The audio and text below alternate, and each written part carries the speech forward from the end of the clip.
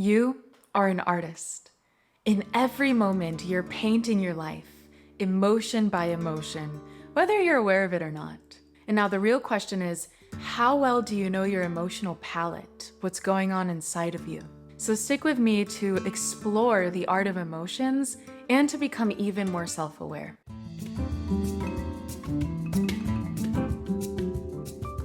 Becoming self-aware is kind of like unlocking a map of your inner landscape. It's really the first step to mastering your inner emotional world. And this impacts not only yourself and how you interact with yourself, but how you connect with others as well. Now, once you get this down, you'll be able to stop your energy drains more quickly and efficiently, and you'll feel more energized, and really you'll walk through life feeling more balanced, centered, and grounded.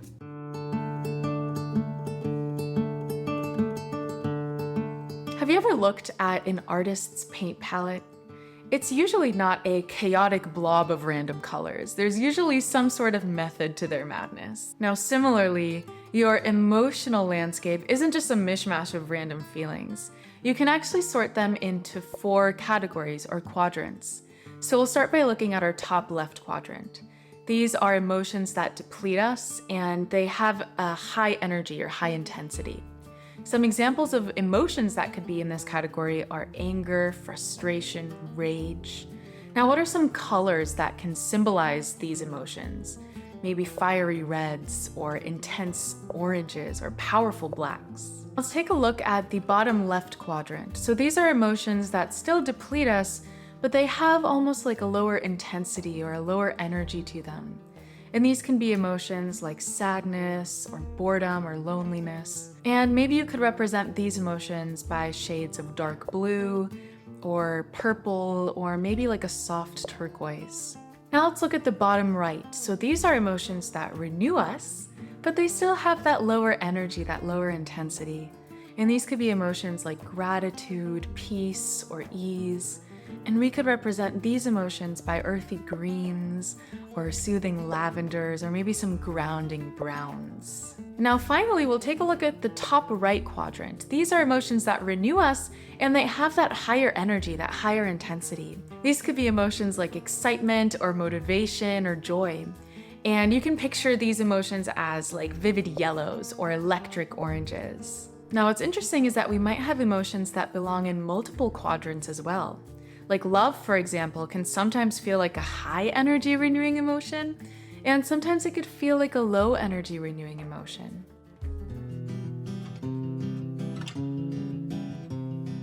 Now go ahead and reflect on this past week for you and bring to mind an event, a situation, or an interaction that occurred. So I'll give you an example for me. I'm in Tulum, Mexico right now. And this past weekend, my boyfriend Santi and I rented bikes and we biked down to the beach. So that was an event that occurred in the past week. Now, as you consider this event or interaction, what is one emotion that you experienced and what color do you associate with that emotion? So for example, let's say you felt frustrated during a meeting. What color represents that frustration for you? Is it a vivid orange or maybe a bright red? Or maybe you felt peaceful at the end of the day after work. What color represents that peace for you? Is it a soothing lavender or a light turquoise? Maybe it's a grounding green. So for my bike example of biking down to the beach, I felt ease. And for me, I represent that ease with a light blue, almost like the color of the ocean.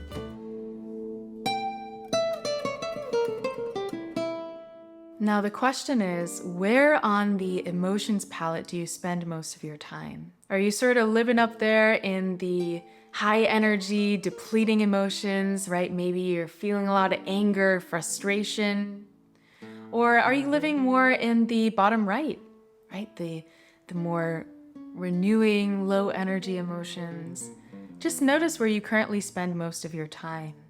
And consider, where do you want to spend more of your time?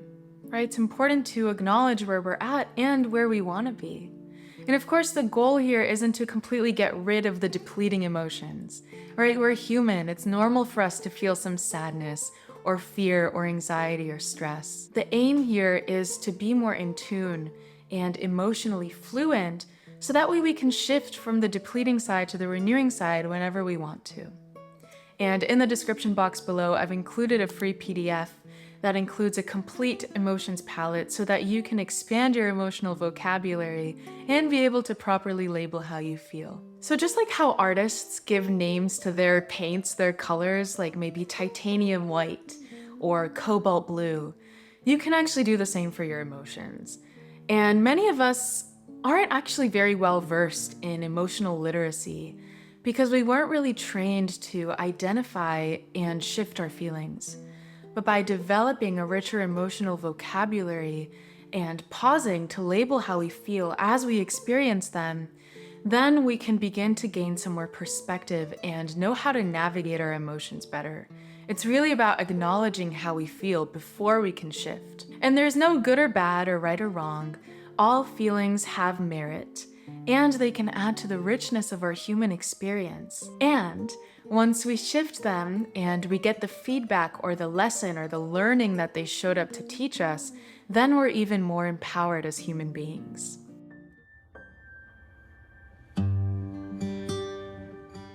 So let's learn a simple yet very powerful technique from the Institute of Heart Math to transition from that left depleting side of the emotions palette to the renewing right side of the emotions palette. And this technique only has 2 steps, and you can do this with your eyes open or you can do it with your eyes closed. You can practice this in traffic, in meetings, at dinners with others, or you can practice it quietly in your bedroom alone. It's a very flexible technique. So the first step of the technique is heart-focused breathing.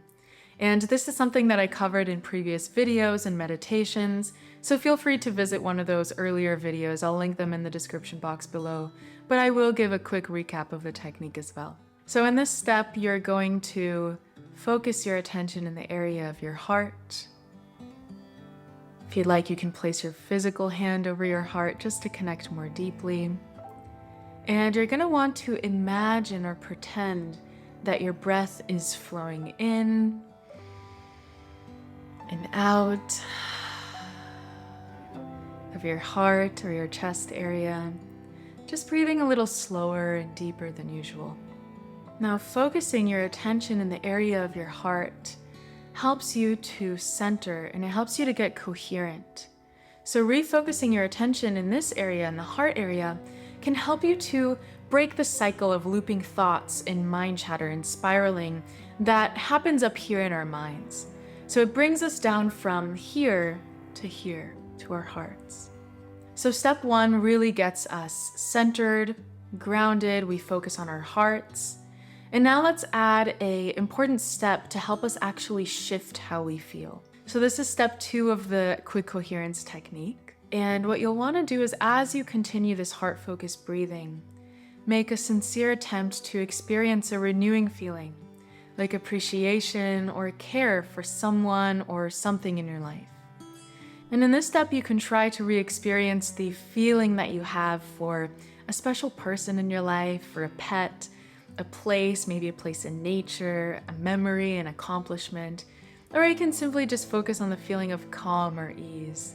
What really matters here is that you feel the emotions, right? This isn't just a mental exercise where you're visualizing something. It's about experiencing the feeling of appreciation or care or any other renewing emotion. And this is really what brings us to the right side of our emotions palette.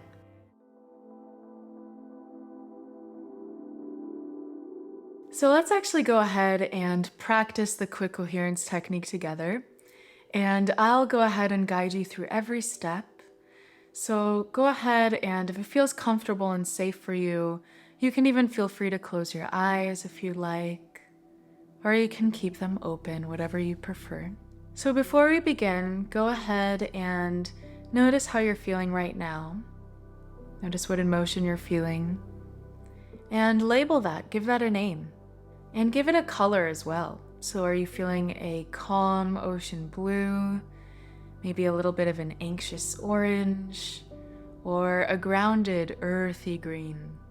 And whatever it is, just acknowledge that and notice it for a moment. And go ahead and focus your attention in the area of your heart. Imagine your breath is flowing in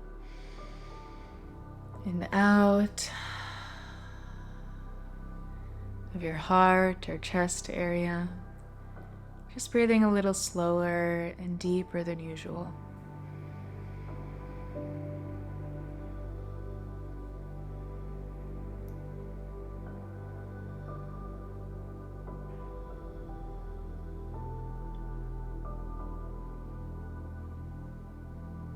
And as you continue this heart-focused breathing, go ahead and make a sincere attempt to experience a renewing feeling, like appreciation or care for someone or something in your life.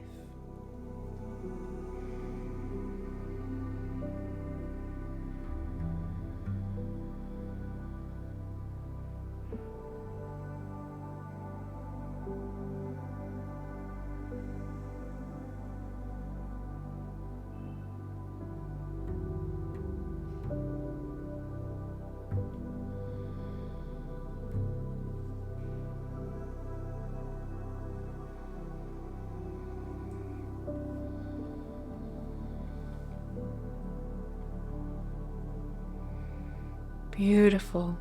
And if your eyes were closed, go ahead and gently open your eyes, coming back into the room. And just observe what, if anything, has changed. How are you feeling right now? And remember, you don't have to necessarily wait until you feel stressed or anxious or any other emotion on that left side of the emotions palette to practice this quick coherence, or any other of the techniques on this channel for that matter. You can practice any of these techniques anytime, anywhere, even when you're already feeling good, because what happens is the more that you practice these techniques, the easier it will be for you to shift from that depleting side of the emotions palette to that renewing side of the emotions palette. So there it is, a full spectrum of emotions and colors and a very powerful technique at your disposal. And now with all of these colors and emotions and this technique within you, the real question is, how do you choose to paint your reality? Remember, you're the artist here. You get to choose. And thank you for joining me today. Please like and subscribe and share this video with friends or family or anyone else who may benefit from learning what you learned today. And I'll see you in the next video.